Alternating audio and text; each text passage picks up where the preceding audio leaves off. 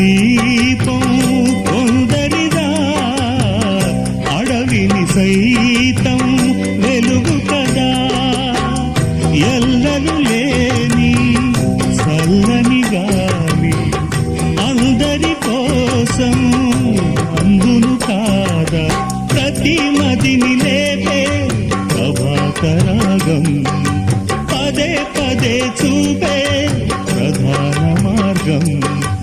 ఏది సొంతం కోసం కాదను సందేశం, మంచి గుణమే పోతే ప్రపంచమే శూన్యం. ఇది తెలియని మనుగడ కథ, దిశ నెరుగని గమనము కథ, సరళి రాధ తనే వసంతం. తన దరికి రాని వన